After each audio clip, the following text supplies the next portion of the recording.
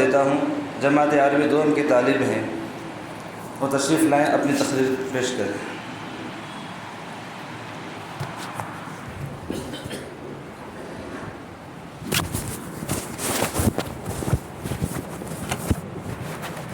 السلام علیکم ورحمۃ اللہ وبرکاتہ۔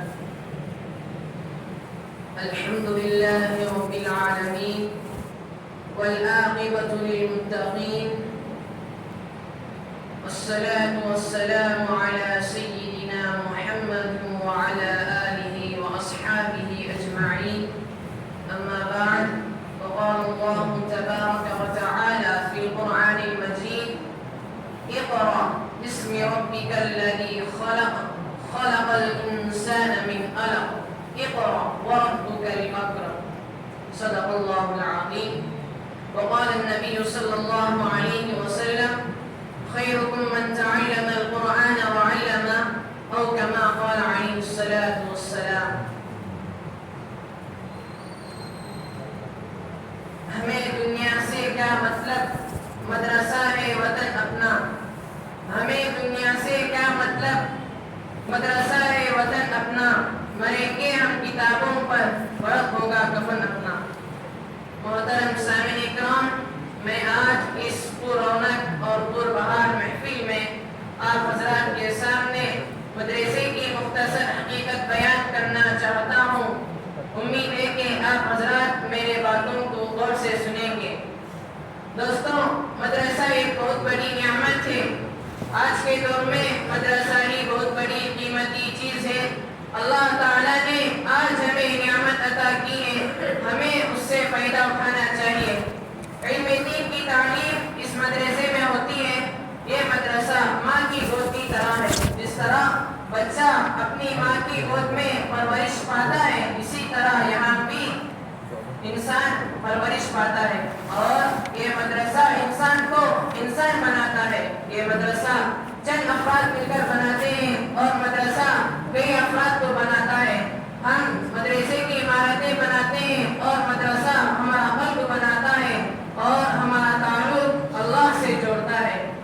اور یہی نبی کا کام تھا کہ مخلوق کو خالق سے جوڑتے تھے، اور یہ مدارس بھی ہمیں اللہ سے جوڑتے ہیں جس طرح نبی مخلوق کو خالق سے جوڑتے تھے۔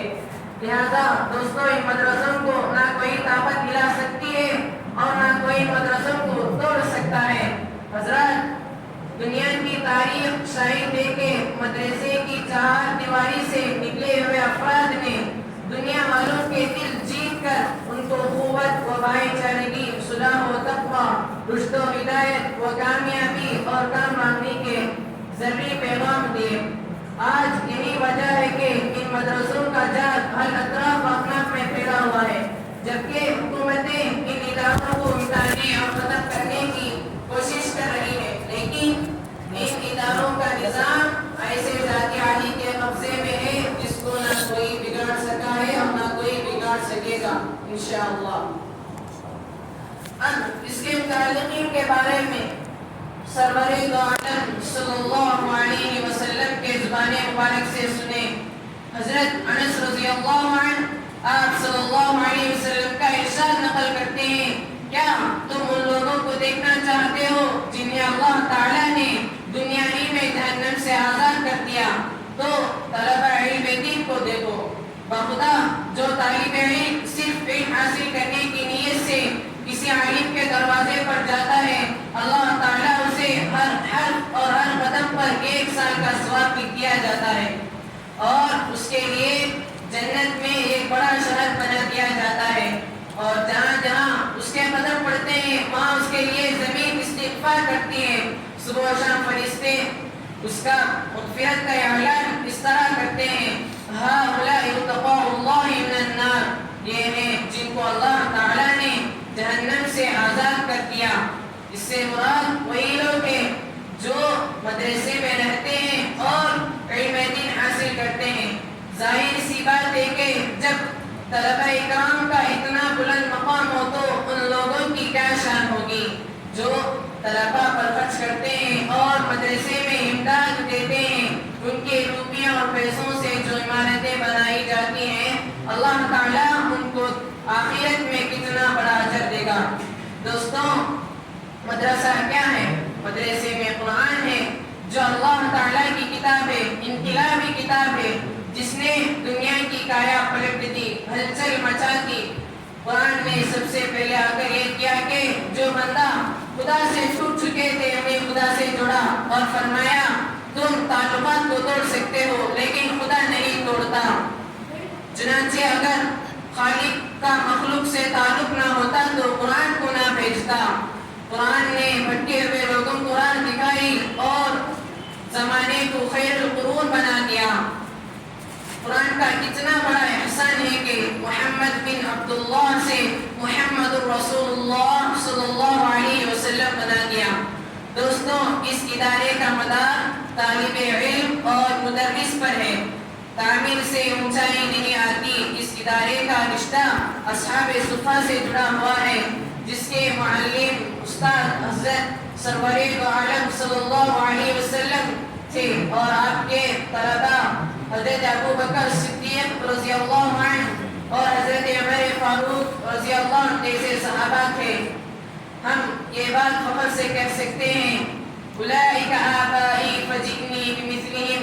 کیا کوئی یونیورسٹی سے فارغ ہونے والا اس طرح کا فخر کر سکتا ہے؟ یہ وہی ادارہ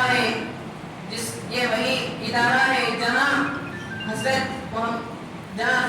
جبرائیل امین نے خود طالب علم بن کر استغفار کے لیے آتے تھے اور کہتے تھے ایمان اور احسان کیا چیز ہے، قیامت کب آئے گی۔ اس مرکز میں خود حضرت جبرائیل بھی طالب علم بن کر رہے۔ لہذا دوستوں، ان مدرسوں کی قدر کرو۔ اگر تم نہ کرو گے تو خدا تعالیٰ دوسروں کو پیدا کر دے گا۔